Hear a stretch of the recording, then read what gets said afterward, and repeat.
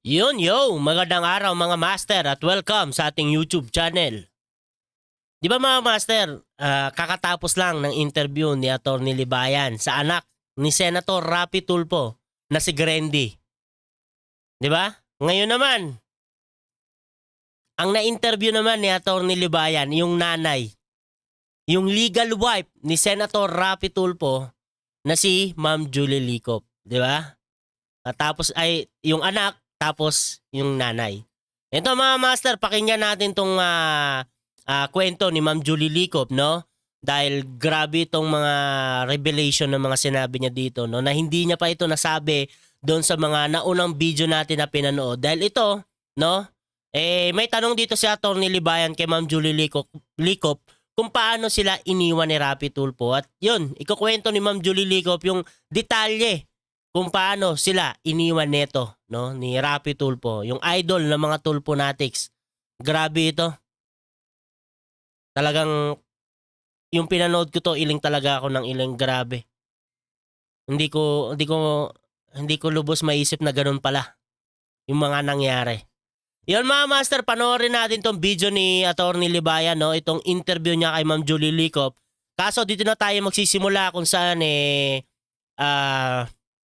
tawag nito, tinanong ni Atty. Libayan kung paano sila iniwan nito ni Rapi Tulfo. Okay, medyo mahaba itong video na to mga master kasi kaya siguro puputol-putulin na lang natin, no, at tingnan natin yung mga ano na lang, yung mga punto por punto na sasabihin ni Ma'am Julie Licop patungkol kay Rapi Tulfo.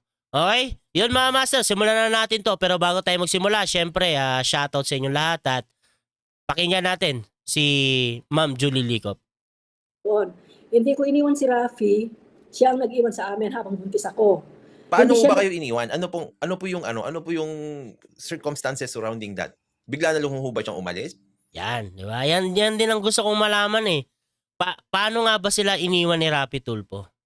Anong dahilan, no? Paano nangyari, di ba? Maganda talagang malaman 'yon dahil di ba nga sa Rapi Tulfo in action? Di ba kinikwento, tinatanong ni Idol kung paano nangyari, paano sila iniwan, baka may ginawa sila kaya sila iniwan, di ba? Ito, malalaman natin dahil sagutin ni Ma'am Julie Licop yun. Okay?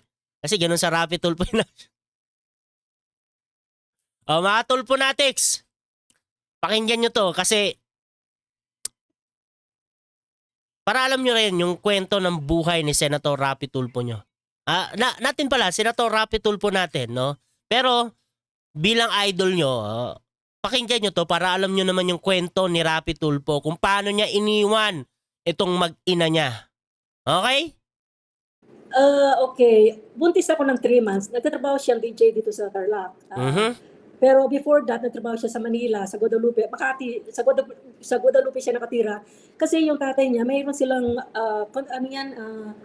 parang yung isang lugar na may mga bahay, ang tawag doon. Yung may mga bahay sa lugar Subdivision? siya. Hindi. Parang Tawag doon? yung mana nila, tapos yung mga kamag-anak.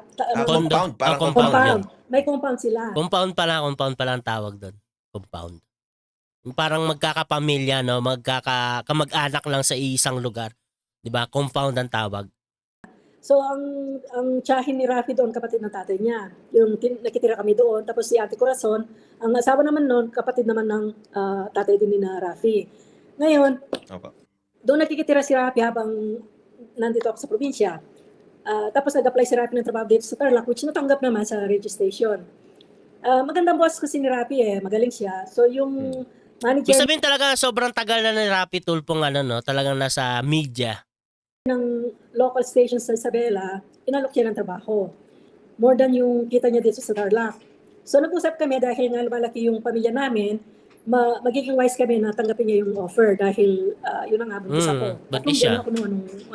Magkakaanak na si Rapi Tulfo, kailangan talaga nila ng more budget, no? Kasi magiging 3 na sila. So ang usapan namin, maghahanap siya ng apartment sa Isabela at susunod ako. At in the meantime, uuwi siya every month para nakikita kami kasi malayo ang Isabela. So minsan once a month lang po siya umuwi? Minsan lang siya umuwi ng 1 month. Once a month. Okay, sige. Yung pangalawa, bali maglilimang buwan na ako noon. hindi siya umuwi. So ako ang pumunta ng Isabela. 12 oras. Malayo sa bus. Yun nga, Oh, Isabela to Tarlac, malayo yun, no? Malayo yun. Tapos buntis pa si Ma'am Julie Licop. Ang hirap nun, ha? Isabela doon, maganda kasi hindi pa siya develop doon along the highway. Wala man yung registration doon, walang gaano building doon. Yun, doon nag-away kami dahil yung dating boss ni Rafi, yung asawa niya, pinakita sa akin ang picture ni Jocelyn. Ngayon, yung dinatnang kong DJ Okay, ma'am, doon, sandali para lang maklaro po, no.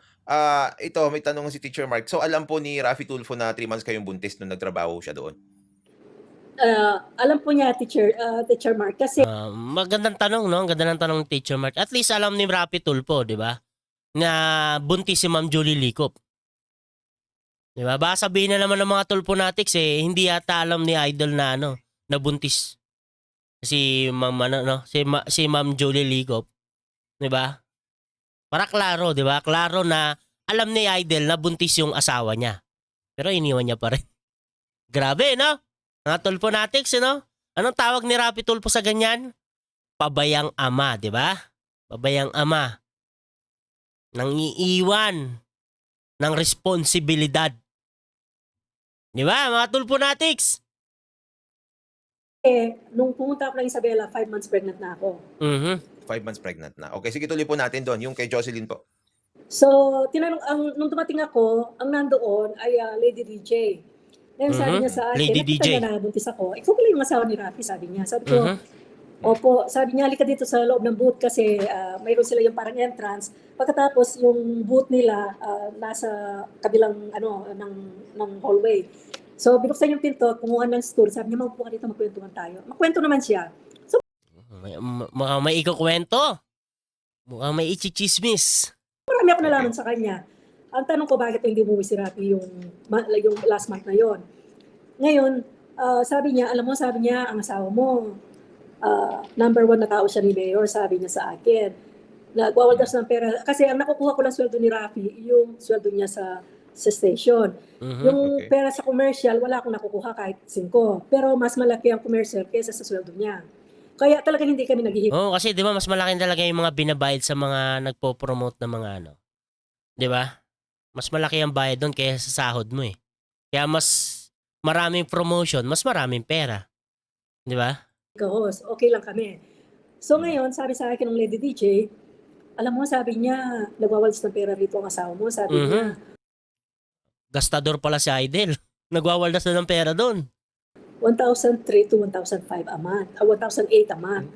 So 1,003 to 1,008 a month pesos in 1984, 83, malaki na yon. Oo. Kasi Kasi dati, ako naabutan ko pa, no? Ano pa yun? Ano na yun? 90s na yun, ha? Yung piso, marami ka na mabibiling candy. Ngayon nato, wala ka na mabibiling pisong candy, no? Meron pa ba? Sa Pilipinas, meron pa ba mabibiling pisong candy? Wala na ata eh. Parang, ano na ata ngayon eh, bundle ng bentahan ngayon eh. Hindi na pa piso-piso eh. Parang 5 piso, 3 candy, no? Parang ganon. 7 pesos lang ang dollars dahil yung kapatid niyang nasa US, tinutulungan kami noon, nagpapatala siya ng $100. Ang 100 ay 700 pesos. Kaya tandang-tanda ako kung magkano ang peso. Grabe, no? 1:7 pa pala dati, no? Ngayon kasi, $1, 57 pesos na, no? Laki na ng tinaas. 50,000? 50,000? 50 pesos, putik yan. Pero grabe, no? Yung ganong pera pala dati, yung 1.8, sobrang laking pera na, no?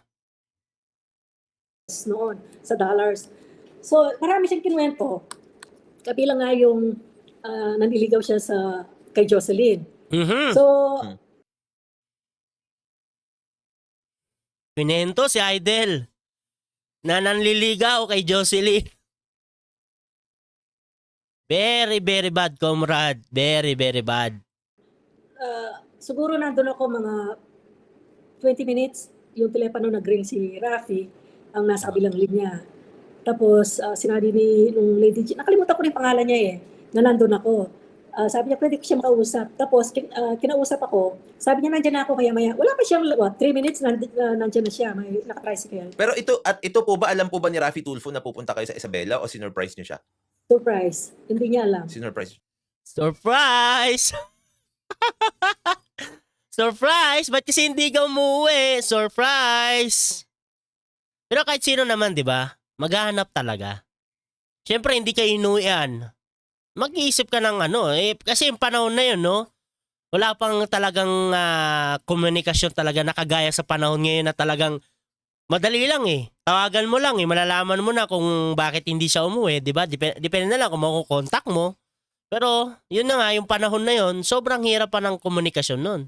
1980s. Di ba? Napakabihira pala ng mga telepono ng ganyan, di ba? Pupunta ka pa talaga sa talagang mayroong nagpaparent ng telepono para baka ano ka. Paano kung wala din sa lugar nyo? Di no choice ka talaga. Kailangan mo puntahan yung hinahanap mo para malaman mo kung nasaan siya, di ba? Ayan, pinuntahan niya si Senator Rapi Tulfo. Si Rapi Tulfo pala. Si Rapi Tulfo, di ba? Surprise! May kwento sa akin. Surprise!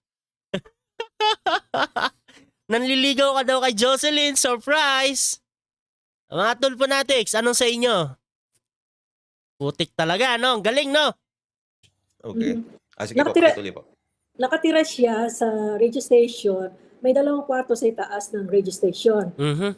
May 2 ano doon na higaan. May karumate siya doon ang boss niya, yung nag-over sa kanya ng trabaho. So, dinala niya ako sa itaas sa kwarto. Tapos, tinanong ko kung bakit hindi siya umuwi.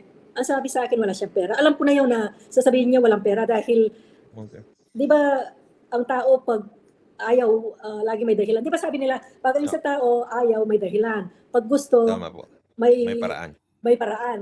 Pag ayaw, maraming dahilan. Pag gusto, maraming paraan. Wala daw pera, no?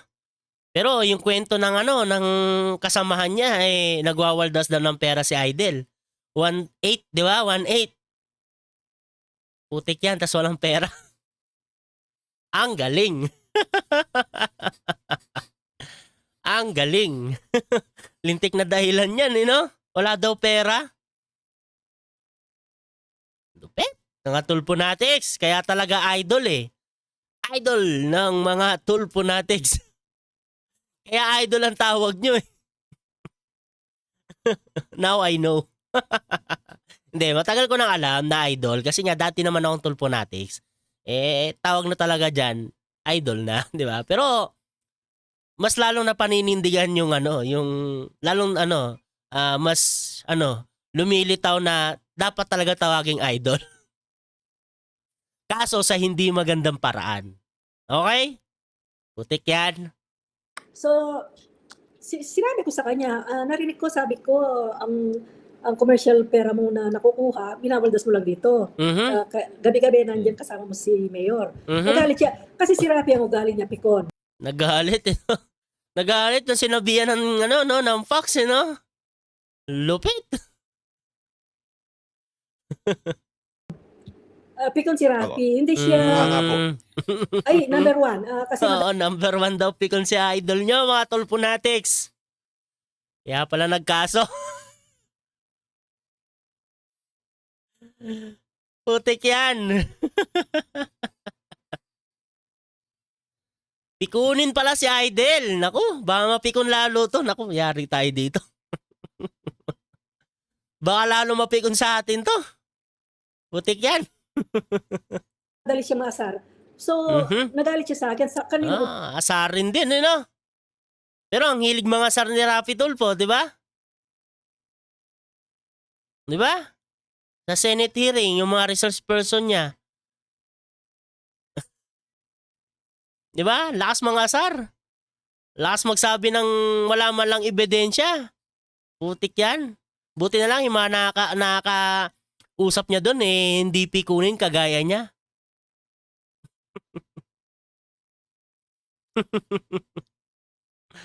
Putik talaga. daw nalaman.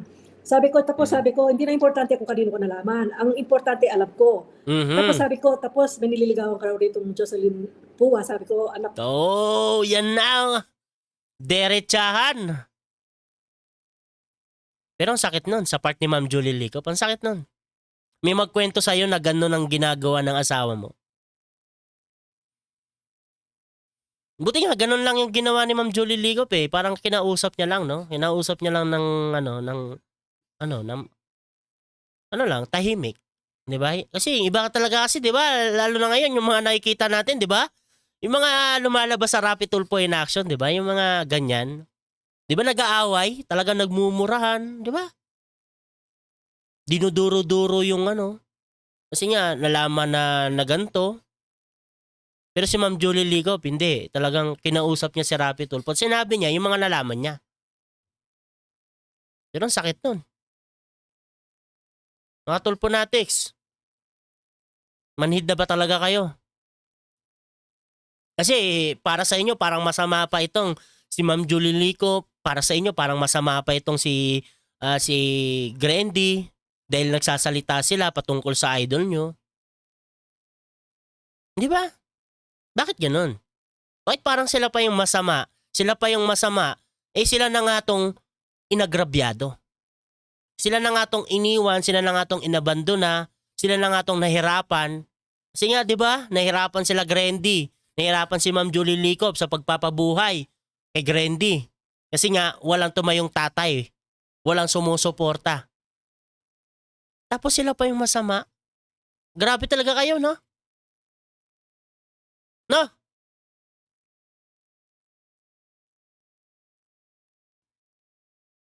Pag meron lumalapit sa Rapi Tulfo in action, di ba? Ano sinasabi nyo? Sa mga tatay na nang iiwan? O bakit hindi nyo masabi kay Rapi Tulfo? Eh yung ginawa, yung lumalabas sa Rapi Tulfo in action na away pamilya na nang iwan ng mga anak halos kaparehas ng ginawa ni Rapi Tulfo. Di ba? Bakit wala kayong masabi sa idol nyo? At ang lumalabas pa, sila pa yung masama. Itong sila Ma'am Julie Ligop tsaka si Grandy. Grabe, no? Grabe yung utak utak nyo, no? Grabe kayo ka-bias. Hindi kayo nag-iisip ng tama. Basta maprotektahan nyo lang si Rapi Tulfo, kahit hindi na maganda yung mga sinasabi nyo, kahit mali na, kahit prinsipyo na nga lang dignidad na lang Bibenta nyo pa rin? Para lang maprotektahan si Rapi Tulfo? Grabe kayo. Lang mga mayayaman dito. So, syempre, dininay na nung di ba? So, nung dininay niya yun, nag-away kami, hindi niya, ayaw niyang aminin, syempre, sisisihin niya yung boss niya kasi pag kinukuha ko yung sweldo niya, doon sa boss niya, sa asawa ng boss niya. So, sinisi niya yung asawa ng boss niya na kung ano-ano sinasabi sa akin tungkol kay Jocelyn. So, gusto niya, tumawag si Mr. Biduya sa Parang ang pinaghihinalaan nito ni Rapi Tulfo na na yung asawa ng nung boss nila, yung nagkwento dito kay Ma'am Julie Ligop. Parang yun yung pinaghihinalaan ni Rapi Tulfo. Yung asawa ng boss niya. misis niya para tanungin kung siyang nagsabi. Ang pinakita sa akin ni Mrs. Biduya picture ni Jocelyn. Pero ang talaga nagsabi sa akin sa relasyon ay yung dinatnan kong DJ sa Isabela. Ang pinakita lang kay Ma'am Julie Ligop, picture ni Jocelyn. Nung asawa ng amo ni Rapi Tulfo. 'Di ba? Yun lang ang pinakita. Picture lang. Pero yung nagsabi talaga na kung sino yung nililigawan ni Rapi Tulfo, yung kasama niya sa trabaho. So, hindi nalaman ni Rapi. Kasamahan ni Rapi Tulfo kasamahan ni Rapi Tulfo sa trabaho. Binilin niya yung asawa ni Mr. Biduya. Tapos, umalis ako maaga, siguro 4 o'clock in the morning. Hindi naman siya sumunod. Yun ang huli kong pagkikita sa kanya. Every month, mga bear na Bali, umalis na si Ma'am Julie Ligop, no? maaga, siguro 4 o'clock in the morning. Hindi naman siya sumunod. Hindi nalaman ni Rapi, binilin niya yung asawa ni Mr. Biduya. Tapos, umalis ako maaga, siguro 4 o'clock in the morning. Hindi naman siya sumunod. Yun ang huli kong pagkikita sa kanya. Every month, mga bear na yun yung September, October, mga ganun. Ngayon, patuloy ko pa rin kinukuha yung sweldo niya every 2 weeks ang sweldo niya doon sa asawa ni Mr. Biduya. Siguro nakatatlong sweldo ako, nung pang-apat, wala na akong makuha. Bakit kaya? So, Okay. umuwi ako, Bakit daw po? wala na daw si Rafi sa Isabela, sabi nung Umalis na. Kasi nalaman. 3 months lang. No? Pang 4 months na dapat kukuha si Ma'am Julie Licop ng sahod ni Rafi Tulfo. Eh wala na siya nakuha dahil wala na pala doon si Rafi Tulfo. Ano masasabi niyo mga Tulfonatics? Anong galawan yun? asawa ng boss niya. Sabi ko sa sarili ko, anong gagawin ko ngayon? Sabi ko, mga anak ako, wala akong pera. Mhm. So, syempre, umuwi ako, malungkot ako, umiiyak. Tapos ang nanay ko ay wala na rin ako pala pambayad. Talagang magugulat naman din talaga kahit sino, no, na yung alam mo, yung asawa mo doon nagtatrabaho, 'di ba? Tapos malalaman mo umalis na pala doon, na hindi man lang nagpaalam. 'Di ba? Grabe, no? Umalis doon dahil ano, na nalaman ni Ma'am Julie Licop yung ginagawang katarantaduhan ni Rapi Tulfo. Na may nililigawan siya, tapos gumagastos siya doon ng pera, 'di ba?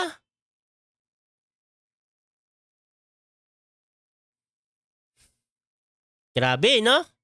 Ikaw na ngayon gumawa ng hindi maganda, tapos ikaw pa yung may gana na bigla na lang maglaho na parang bula. Ang galing yun, no? Ang galing, mga Tulfonatics. Sa inupahan namin sa Tarlac. Nangungupahan kami doon. So, umuwi ako dito sa probinsya, sabi ko kay nanay, uuwi ako dito, sabi ko, kasi wala na akong pambayad ng apartment. Sabi niya, bakit? Akala ko ba yung sweldo ni Rafi, kinukuha mo? Opo, pero wala na daw siya doon wala akong nakuhang pera kahapon, sabi ko sa nanay ko. Habang buntis po kayo niyan, di ba po? Buntis po ako noon. Mhm. Siguro I would say mga ano yun, mga October, November. Mga Tulfonatics, anong sa inyo sa kwento ni Ma'am Julie Licop? Ito lahat to, base to sa kwento ni Ma'am Julie Licop. Pero, sabi ko nga, bias ako dito. Kay Ma'am Julie Licop ako naniniwala.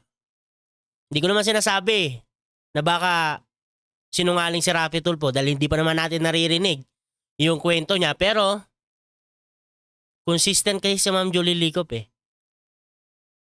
5 months pa lang, di ba, iniwan na sila ni Rafi Tulfo. Ganun naman yung kwento ni Ma'am Julie Licop. Dito nga lang, dinitalye niya na kung ano yung mga nangyari. Kung bakit sila iniwan ni Rafi Tulfo. Di ba? Parehas naman consistent. Kasi pag hindi ka naman nagsisinungaling, pare-parehas yung sinasabi mo Di ba? O yan, no? Grabe, no? Grabe yung ginawa ng idol nyo, mga Tulfonatics. Ganyan pala yung ginawa ni Rafi Tulfo. Base sa kwento ni Ma'am Julie Licop. Not good. Not good. Very, very bad. Ngayon, nag-arkila ako binigyan ako ng pera ni nanay, nag-arkila ako ng tricycle. Kasi konti lang naman gamit namin Kasi may partially furnished yung inupahan namin. So yung mga gamit na personal lang ang inaakot ko dahil wala akong pabayad ng apartment. So then, yung buntis akong noon, wala akong income. Nahihiya. Alam mo, attorney, yung pagkapahiya ko sa parents ko, nung umuwi ako, hindi ko sila matignan sa mata kasi pangarap. Siyempre, ikaw, masyashock ka, di ba, na paano mo sasabihin yun? Na iniwan ka na ng asawa mo. Di ba? Pupunta ka sa magulang mo, tapos sasabihin mo, ma, pa, iniwan ako ng asawa ko. Di ba? Parang ang hirap sabihin nun. Di ba, mga Tulfonatics? Tapos, si Ma'am Julie Licop pa yung masama, no? Dahil naglalabas siya ng experience niya kay Rafi Tulfo, kung paano sila iniwan ni Rafi Tulfo. Pakinggan niyo yung kwento niya. Kung gaano kasakit yung ginawa ni Rafi Tulfo sa kanila. Sa kanya. Grabe, di ba?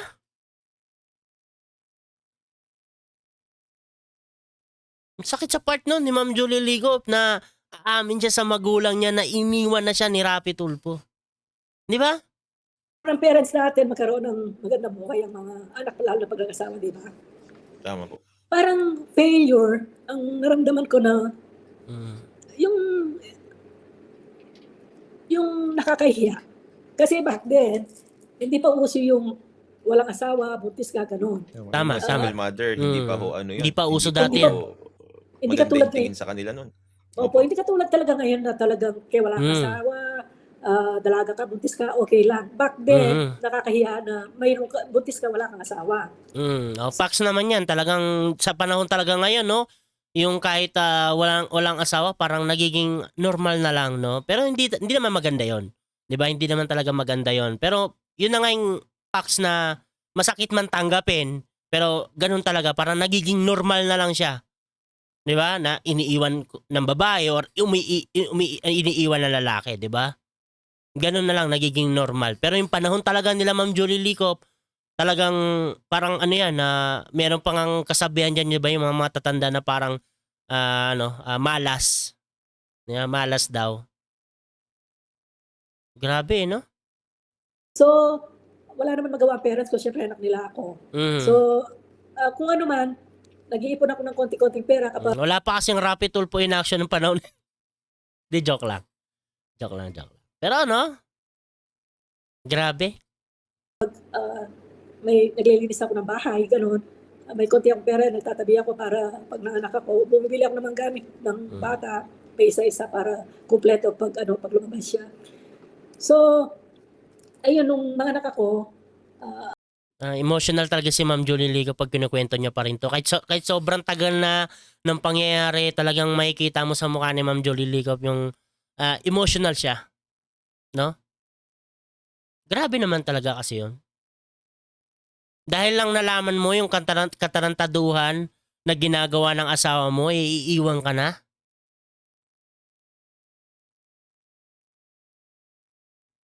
Mga tulponatics, anong sa inyo dyan? Kung kayo babae, sa inyo ginawa yan, anong mapipil nyo? Grabe.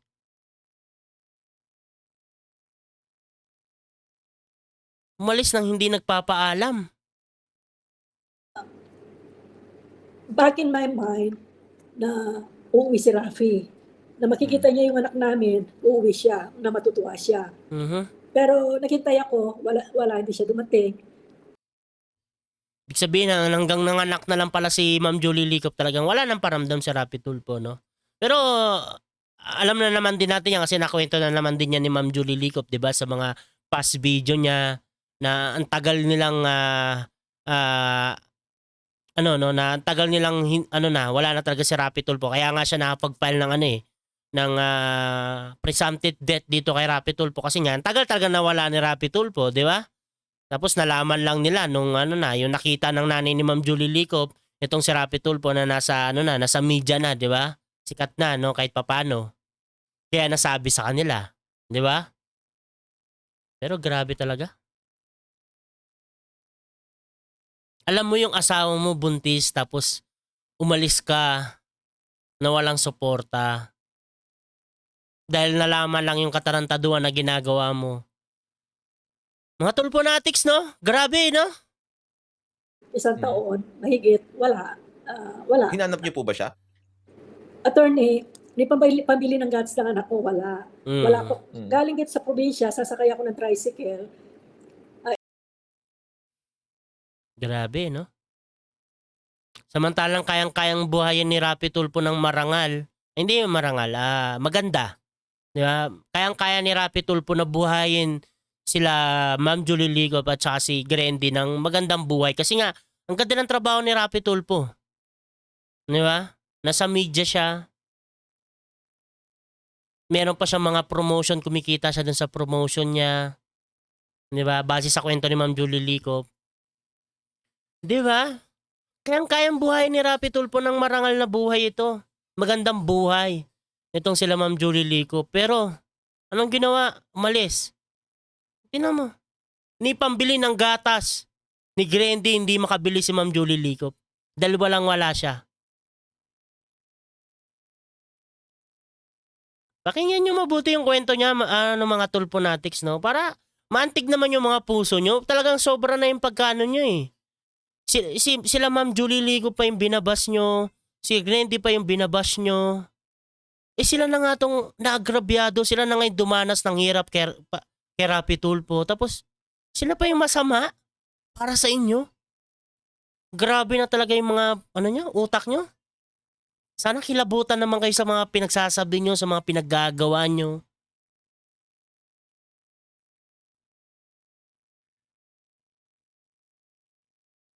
Grabe, di ba? Ewan ko kung magkano, 10 piso ang tricycle noon. Ngayon kasi, ano na ang tricycle ngayon 200 na pag lalabas ng tricycle. So, ang 10 pesos na yun, siguro, ganito na rin kamahal ngayon. Noon, yung 10 pesos is 200. So, bago ako lumabas dito, attorney, mag-aarkila ako ng tricycle tapos mag-jeep. Pero, wala akong hanapin si Rafi noon. Wala akong means na makita ko siya dahil important sa akin yung anak ko na bumili muna ako ng gatas niya. Pero nung mahigit sa... Siyempre, masinuna ni Ma'am Julie Ligo kung ano yung kailangan ng anak niya. Kaysa hanapin si Rapi Tulfo, mahirap hanapin yung nagtatago. Buti kung hinahanap mo lang niya sa maliit na box, baka pinulot ng puting ban. Baka tinambot ng puting ban, di ba? Mabilis ang takbo nun. Mahirap hanapin nyo. Pero grabe, no? Ni pambili ng gatas, wala si Ma'am Julie Ligo.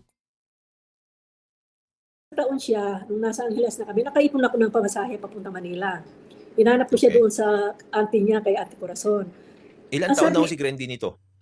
Siguro 1.5, 2 years. Naglalako na siya eh. So, hindi siya lalampas ng 2. Tapos sabi sa akin ni Ate Corazon, wala siyang balita kay Rafi.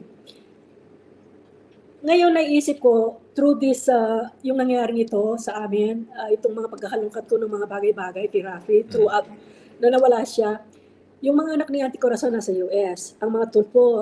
Yan mga master, putulin na natin dyan dahil iba naman ng na dyan, no? Ano yun na lang natin to kasi mahaba talaga tong video na to. Pero sobrang dami ng mga sasabihin dito ni Ma'am Julie Ligo, no?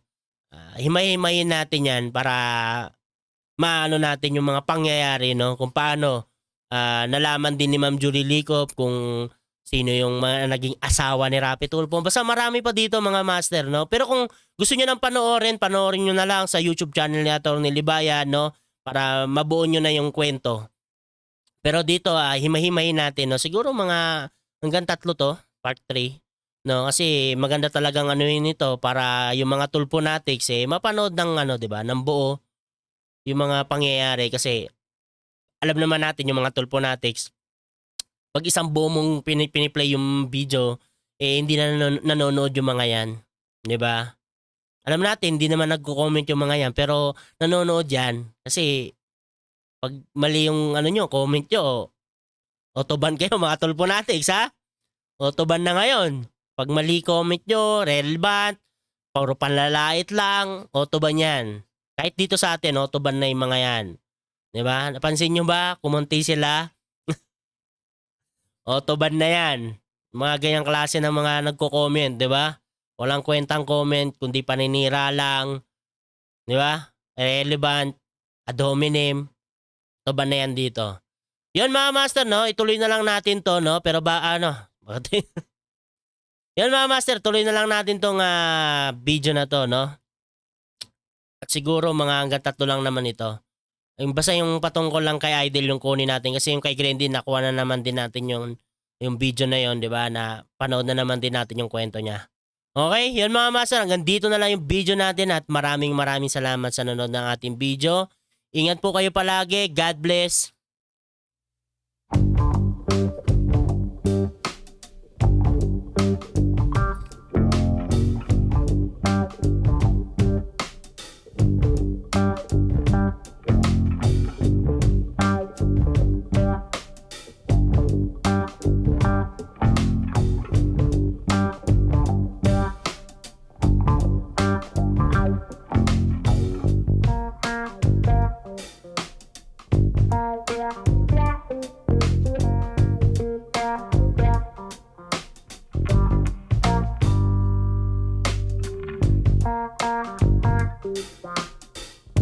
Rafi.